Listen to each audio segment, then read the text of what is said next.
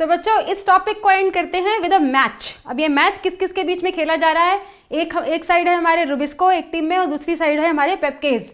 दोनों क्या है बच्चों? दोनों हैं कार्बोक्सिलेटिंग एंजाइम्स, मतलब ऐसे एंजाइम्स जो कि CO2 को किसी एक्सेप्टर के साथ जोड़ते हैं, कार्बोक्सिलेशन करते हैं। Both are carboxylases. ये दोनों में सिमिलैरिटी है, लेकिन उनकी क्विक कंपैरिजन हम करेंगे। तो रुबिस्को कहता है कि मैं सबसे प्रिमिटिव एंजाइम हूं, ठीक है, बट पेप्केज कहता है मैं उतना प्रिमिटिव नहीं हूं, लेकिन मेरा जन्म एक खास पर्पस के लिए हुआ है। रुबिस्को जो है वो कहता है कि मैं O2 CO2 को दोनों को कंबाइन करा सकता हूँ एक्सेप्टर के साथ। तो पेप्केज क्या कहेगा? पेप्केज कहेगा लेकिन ये तो तुम्हारी प्रॉब्लम है भाई, क्यों कराते हो? जब कार्बोक्सिलेट करना है फोटोसिंथेसिस में तो ऑक्सीजन क्यों? ऑक्सीजन से ऊपर उठना सीखो। तो पेप्केज जो है वो ऑक्सीजन से ऊपर उठ चुके हैं, वो रिकॉग्नाइज नहीं करते O2 को, वो ऑक्सीजनेट नहीं करते। ठीक, ये जो एंजाइम है ये दुनिया का सबसे अबंडेंट प्रोटीन एंड एंजाइम है, क्योंकि बैक्टीरिया से लेके ये प्रेजेंट होते हैं हायर प्लांट्स तक। लेकिन पेप्केज जो है वो उनकी प्रेजेंस भी काफ़ी वाइड स्प्रेड है, लेकिन as a carboxylating enzyme it is more important for the C4 plants and the CAM plants. वहीं पे इनका रोल फोटोसिंथेसिस में जो है वो क्लियर होता है।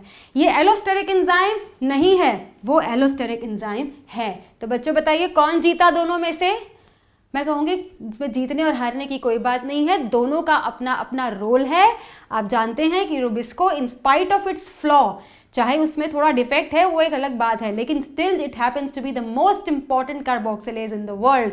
और पेप्केज जो है वो एक एक्स्ट्रा एज देते हैं C4 को और कैम को। ठीक, तो ये हमारा टॉपिक खत्म होता है और इस मैच के साथ। और हमारा लास्ट टॉपिक जब हम फोटोसिंथेसिस का शुरू करने जा रहे हैं वो है फैक्टर्स इफेक्टिंग फोटोसिंथेसिस। कौन कौन से वो फैक्टर्स हैं जो फोटोसिंथेसिस के रेट्स को इफेक्ट करते हैं?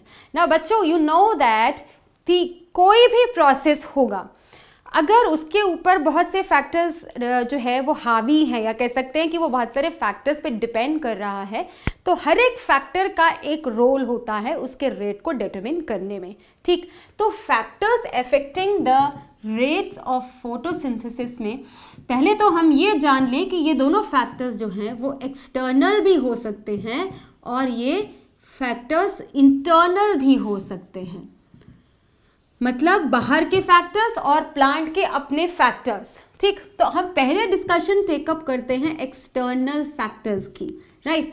तो इसके लिए मैं आपको यहाँ पर मेंशन करना चाहूँगी अगेन एक साइंटिस्ट का नाम, जिसका नाम है सैक्स। आपको कुछ कुछ याद तो आ ही रहा होगा, है ना। तो सैक्स ने सबसे पहले कॉन्सेप्ट दिया था किसका?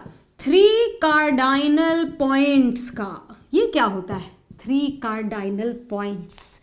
तो ये 3 पॉइंट्स को मैं कहूंगी minimum, optimum and maximum. Well अब इसको समझने के लिए आप कुछ कुछ ऐसे समझिए कि अगर हम कहें कि एक फैक्टर है तो उसका एक मिनिमम वैल्यू है, उसका एक मैक्सिमम वैल्यू है और उसका एक ऑप्टिमम वैल्यू है। ठीक, तो इसका मतलब क्या हुआ कि मिनिमम वो वैल्यू है फैक्टर की जिसके नीचे अगर वो फैक्टर चला जाए तो उसमें आप कहोगे वो प्रोसेस नहीं होगा। ठीक है, मैक्सिमम अगर है उसकी वैल्यू तब हम कहेंगे इससे ऊपर अगर वैल्यू चली जाएगी तो वो प्रोसेस होना बंद हो जाएगा। और ऑप्टिमम कौन सी वैल्यू है?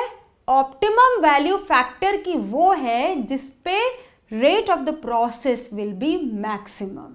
ठीक है, तो इसको एक्सप्लेन करने के लिए मैं एक छोटा सा ग्राफ बनाती हूँ पहले और उसको आपको समझाती हूँ कि सपोज हम एक यहाँ ग्राफ बना रहे हैं, यहाँ हम रेट प्लॉट कर रहे हैं, रेट सपोज ऑफ फोटोसिंथेसिस। यहाँ फोटोसिंथेसिस का हमने रेट ले लिया वाई एक्सिस पे और एक्स एक्सिस पे हमने फैक्टर का वैल्यू ले लिया जो इस तरीके से बढ़ रहा है। ठीक है, तो सपोज हम ये कार्डाइनल पॉइंट्स को समझें तो हम कुछ एक ऐसा ग्राफ बनाएंगे, है ना।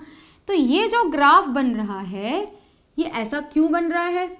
क्योंकि अब सबसे पहले तो हम 3 वैल्यूज मार्क आउट करते हैं। किसकी? फैक्टर की वैल्यू। एक वैल्यू यहाँ, एक वैल्यू यहाँ, अलग कलर से करते हैं और ध्यान से समझ आएगा हमें। तो एक वैल्यू ये, एक वैल्यू ये और एक वैल्यू इसको ड्रॉप डाउन करते हैं यहाँ ये। तो ये वो 3 फैक्टर की वैल्यूज हैं जिनके बारे में हम अभी बात कर रहे हैं, ठीक है। ये वो वैल्यू है जिससे नीचे जाते ही आप देख पा रहे हैं कि वो प्रोसेस हो ही नहीं रहा है, ठीक है। ये वो मैक्सिमम वैल्यू है जिसको क्रॉस करते ही आप देख रहे हैं कुछ नहीं हो रहा है, राइट। और ये वाली वो वैल्यू है जिस पे प्रोसेस अपने मैक्सिमम रेट पर हो रहा है, ठीक है। तो optimum for a factor means maximum for the process.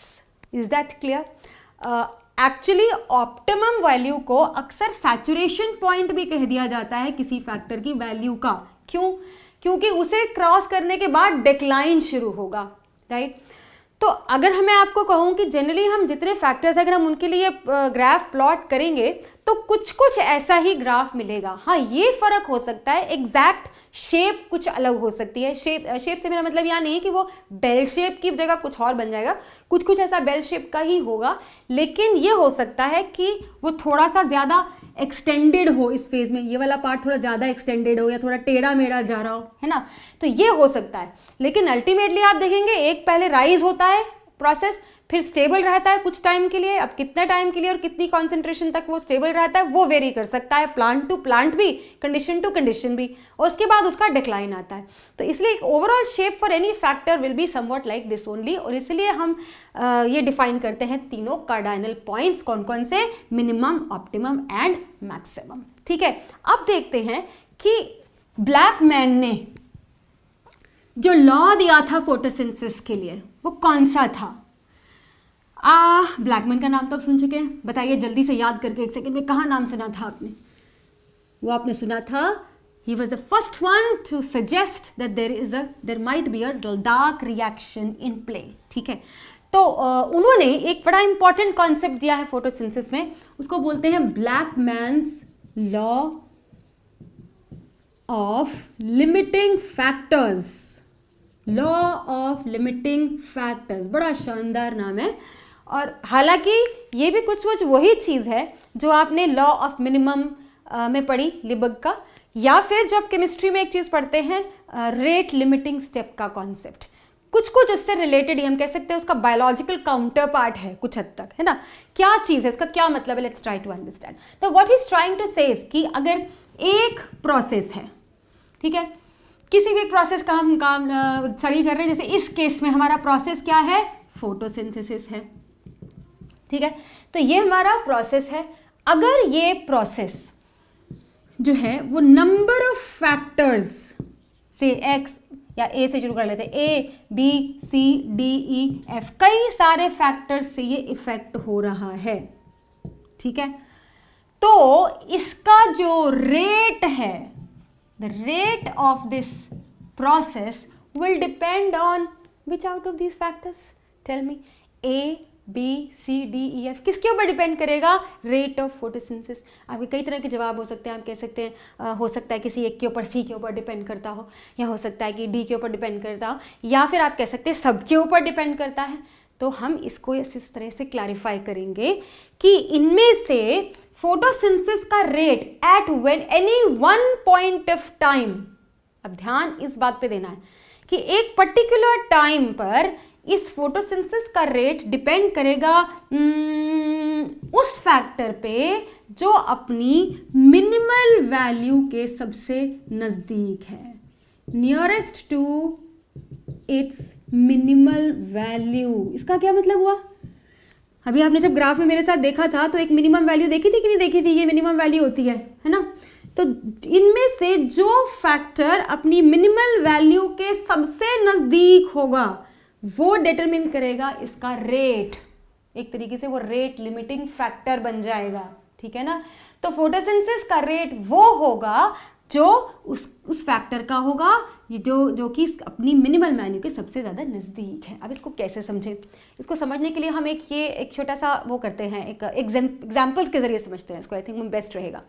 देखिए, सपोज प्लांट जो है वो दिन में खड़ा हुआ है अपनी पत्तियां फैलाकर, ठीक है। तो दिन में लाइट भी ठीक ठाक आ रही है, सपोज क्लाउड वाउड कुछ नहीं है, लाइट ठीक ठाक आ रही है, टेम्परेचर भी सपोज ठीक है उस टाइम पर, और सॉइल में पानी भी है, कोई दिक्कत नहीं है, ठीक है। तो कौन सा वो फैक्टर होगा इन सब में से जो उसके फोटोसिंथेसिस के रेट को लिमिट कर सकता है? तो मैं कहूँगी कि नॉर्मल कंडीशंस में नॉर्मल कंडीशंस में किसी प्लांट का जो रेट लिमिटिंग फैक्टर होता है वो most of the times carbon dioxide होता है, क्योंकि कार्बन डाइऑक्साइड के कॉन्सेंट्रेशंस जो है वो हवा में वो सिर्फ कितने हैं, इट्स ओनली 0.036% है ना। तो जनरली वो रेट लिमिटिंग हो जाता है। लेकिन सपोज करते हैं रात का टाइम है, ठीक है, अगर रात का टाइम है तो क्या इस टाइम पे भी CO2 लिमिटिंग होगा? बिल्कुल नहीं। इस टाइम पर लाइट लिमिटिंग होगी, क्योंकि CO2 कम है लेकिन कुछ तो है, लेकिन लाइट तो बिल्कुल नहीं है। इसलिए जो फैक्टर जो है वो अपनी मिनिमल वैल्यूज के सबसे नज़दीक होता है उस पर्टिकुलर टाइम पर, वही फैक्टर उसके रेट को जो है वो लिमिट कर सकता है। तो रात में हो गया लाइट लिमिटिंग, ठीक है। अब आप सोचिए कि अगर आप पोलर रीजन्स में चले जाएं सर्दियों में, तो आप जानते हैं नेगेटिव में टेम्परेचर चले जाते हैं, उस टाइम पर क्या रेट लिमिटिंग होगा? उस टाइम पे सपोज सन तो आ ही रहा है, हालांकि वहाँ तो 6 महीने लगातार सन निकलता है, कई कई वीक्स तक निकला रहता है। तो सपोज सन तो निकला है, लाइट तो आ रही है, ठीक है, और पानी भी चलिए है मान लिया, ठीक है, बाकी सब कुछ भी है, CO2 भी आपको पता ही है कि almost at a constant rate present रहती है एटमॉस्फेयर में सब जगह। तो क्या चीज़ ऐसी होगी जो उसकी रेट को लिमिट करेगी? वो होगा टेम्परेचर, ठीक है, it will be the temperature. तो जिस टाइम पर जो चीज़ लिमिटिंग हो रही है वही ध्यान रखना है। ऐसे ही अगर आप एक प्लांट दिन के वक्त भी लेते हैं, सपोज एक ऐसा प्लांट है, मैंगो का ट्री आपने देखा होगा, उसकी कैनोपी होती है, तो उसमें जो आउटर लीव्स होती हैं उनको तो लाइट पूरी मिलती है, लेकिन जो इंटरनल लीव्स होती हैं उनके पास जो है लाइट कम पहुंचती है। सो आउटर लीव्स के लिए CO2 लिमिटिंग हो जाएगा और इनर जो लीव्स हैं उनके लिए लाइट लिमिटिंग हो जाएगी। तो एक ही प्लांट में एक ही समय पर भी जो है अलग अलग लोकेशन की वजह से दो अलग अलग फैक्टर्स लिमिटिंग हो सकते हैं, ठीक। आई होप आपको ये कॉन्सेप्ट समझ आ गया होगा लिमिटिंग फैक्टर्स का। और एक जो बात समझने लायक है वो क्या है कि सपोज हम एक पर्टिकुलर फैक्टर की वैल्यू को इंक्रीज करते हैं, तो हम देखते हैं कुछ टाइम तक तो इंक्रीज हो रहा है, लेकिन फिर उसके बाद वो स्टेबल हो जाता है फिर। अब एक्चुअली जिस प्लाटू आने के बाद जो फैक्टर लिमिटिंग रहेगा उसी को इंक्रीज करने से ही सिर्फ रेट को इंक्रीज आप कर सकते हो। सपोज कीजिए अगर रात का वक्त है और आप लाइट आपका लिमिटिंग है, अब इस टाइम पे अगर आप कार्बन डाइऑक्साइड बढ़ाने लग गए कि चलिए मैं 360 से 500 कर देता हूँ, 500 पे भी नहीं बढ़ रहा तो चलिए मैं 1000 कर देता हूँ ppm, ठीक है, तो आप देखेंगे कि फोटोसिंथेसिस का रेट तो नहीं बढ़ेगा। आप चाहे कितना मर्जी बढ़ा लीजिए कार्बन डाइऑक्साइड को या कितना मर्जी बढ़ा लीजिए टेम्परेचर को, आप जब तक लाइट नहीं बढ़ाएंगे तब तक rate of the process will not increase. So ये ध्यान देने की बात है कि rate of the process will increase beyond a point only and only if you increase the limiting factor value, otherwise not, ठीक है।